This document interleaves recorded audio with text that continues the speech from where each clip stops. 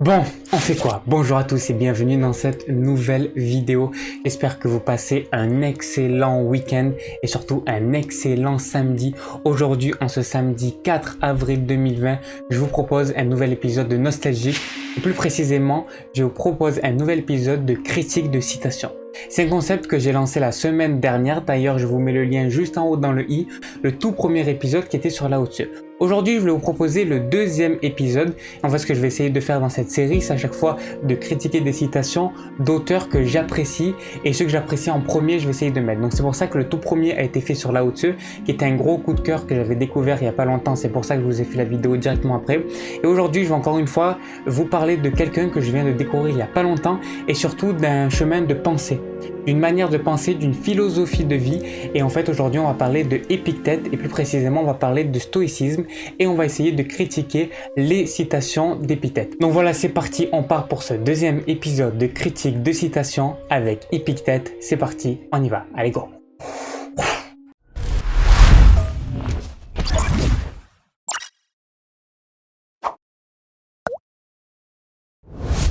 Alors, Épictète, c'est qui? C'est tout simplement un homme qui a vécu, encore une fois, il y a très longtemps et qui était fan d'un mode de pensée. Quand je dis fan, je veux dire qu'il est tout simplement dans un mode de pensée qu'on appelait le stoïcisme. Et le stoïcisme, c'est quelque chose que je pratique souvent, mais sans me rendre compte.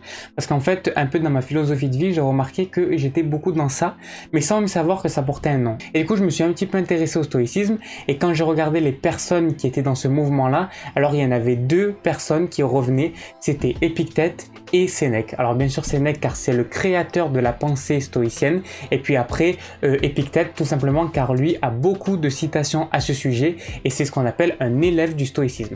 Donc aujourd'hui on va tout simplement critiquer ces citations qui sont en rapport ou non avec le stoïcisme. On va essayer de prendre le plus ceux qui sont en rapport avec le stoïcisme.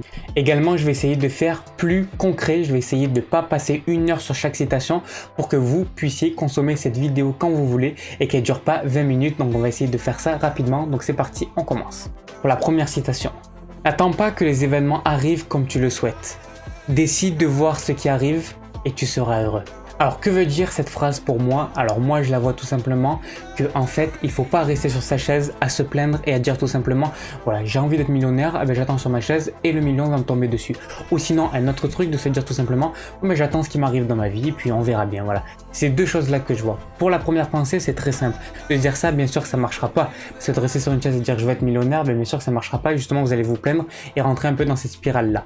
Vraiment ce qu'il faut c'est que quand vous avez un objectif, pour pouvoir réussir cet objectif, pour pouvoir l'atteindre, tout simplement faire les actions qu'il faut pour. Si vous voulez être millionnaire, il ne faut pas rester sur une chaise. Il faut faire toutes les actions qui vont vous mener jusqu'à ce million d'euros, million de dollars, et jusqu'à être millionnaire. Si vous vous contentez de ce que vous avez, vous dites moi je suis content de ce que j'ai pas besoin de plus et tout, mais qu'au fond de vous, vous savez très bien que vous vous mentez à vous-même et vous avez besoin de plus, dans ce cas-là, vous allez tout le temps vous plaindre et vous allez être malheureux. Par contre, si vous faites les actions qu'il faut pour être heureux et pour aller dans le chemin que vous voulez aller, alors dans ce cas-là, vous serez heureux. C'est tout, c'est juste ça le bonheur. Deuxième phrase, savoir écouter est un art. Pourquoi? Car tout simplement, nous les êtres humains, on écoute rarement. On n'arrive pas à écouter les autres. Ce qu'on fait, c'est tout le temps de parler sans écouter les autres.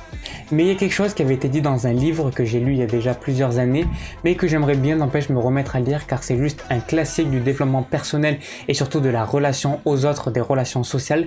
C'est Comment se faire des amis de Dale Carnegie. Et ce qu'il disait dedans, c'est de tout le temps écouter les autres. C'est que la personne que vous allez écouter, même si vous ne placez pas un mot, alors cette personne va penser qu'elle passe une excellente conversation avec vous.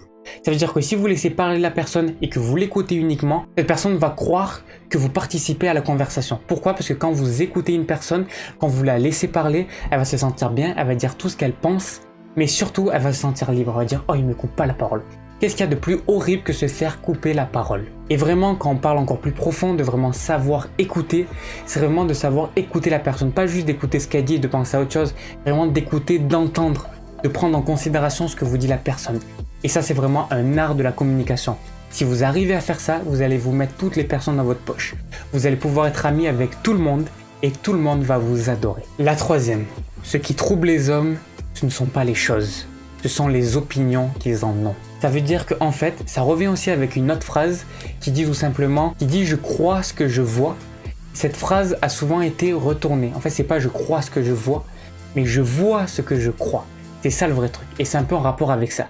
C'est qu'en fait, si vous voulez voir le monde qu'il est magnifique, vous allez avoir ce monde magnifique. Même s'il y a des guerres partout, si vous voulez le voir magnifique, vous allez le voir magnifique. Si vous voulez voir le monde moche, vous voulez voir ce monde en guerre alors qu'il y a une paix absolue, vous allez voir ce monde moche et vous allez détester ce monde. Parce qu'en fait, ce qui fait que les choses sont mauvaises ou que les choses sont bonnes, c'est que le regard qu'on porte dessus. Je peux vous emmener la meilleure personne au monde devant vous. Si vous avez un a priori sur cette personne, il n'y a pas des choses qui sont mauvaises, il n'y a pas des choses qui sont bonnes, il y a juste votre regard qui va décider de si c'est bon ou si c'est mauvais. Allez, 2 dernières citations et puis après on termine sur ça. Donc la première c'est « Cherchons nos biens nous-mêmes, autrement nous les trouverons pas ». Alors ça encore une fois je trouve 2 sens dans cette phrase-là. Le premier c'est tout simplement de faire les choses par soi-même, d'arrêter d'attendre les autres. Et le deuxième, c'est tout simplement de chercher les choses en nous-mêmes et ne pas les chercher extérieurement à nous. Quand on cherche le bien en nous-mêmes, quand on cherche les choses en nous-mêmes, on est obligé de les trouver car ils sont en nous-mêmes. Ils sont pas extérieurs à nous, mais ils sont intérieurs à nous. Et dans ce cas-là, on n'a même pas besoin de les chercher car ils sont en nous. Et pour la dernière, ne sais-tu pas que la source de toutes les misères de l'homme, ce n'est pas la mort, mais la crainte de la mort. Or ça, c'est juste magnifique, c'est juste parfaitement vrai. Et encore une fois, à chaque fois que je dis que c'est magnifique ou c'est parfaitement vrai, parce que c'est des phrases qui me correspondent et qui me reflètent, qui reflètent aussi mes peurs et tout ça. Pourquoi? Tout simplement parce que c'est vrai que ça, nous les êtres humains, on est beaucoup dans ça. C'est-à-dire qu'on craint toujours la mort sans vraiment savoir ce que c'est. Aussi, c'est pour ça qu'on la craint. Et finalement, peut-être que c'est magnifique, on ne sait même pas. Et c'est toujours quand on craint quelque chose que du coup, on va le rendre mauvais, on va le rendre négatif. Plus qu'on ne connaît pas cette chose-là, on va en avoir peur. On devrait justement avoir la curiosité de se demander ce que c'est, mais sans aucun jugement. Juste en se disant, waouh, c'est magnifique, il y a quelque chose, on ne sait pas ce que c'est, on va tous y arriver. De toute façon, dans tous les cas, ça va arriver. Donc faisons tout dans notre vie pour qu'on soit heureux, et puis quand ça arrive, ben, ça arrivera. Et au moins, toute notre vie, on n'a pas besoin de se préoccuper de penser qu'on va mourir, qu'est-ce que c'est la mort. De toute façon, toute notre vie, on a fait ce qu'on voulait. Et puis à la fin, c'est un dernier mystère qui nous reste. Et ce mystère, de toute façon, on va le vivre. Donc vaut mieux l'accepter. Et voilà pour toutes ces citations d'Épictète. Donc voilà, j'espère que ce deuxième critique de citation sur Épictète vous a plu. Si c'est le cas, alors mettez un gros pouce bleu. Dites-moi ce que vous en avez pensé dans les commentaires. Abonnez-vous à la chaîne et activez la cloche car il y a une nouvelle vidéo chaque jour à 18 h sur cette chaîne.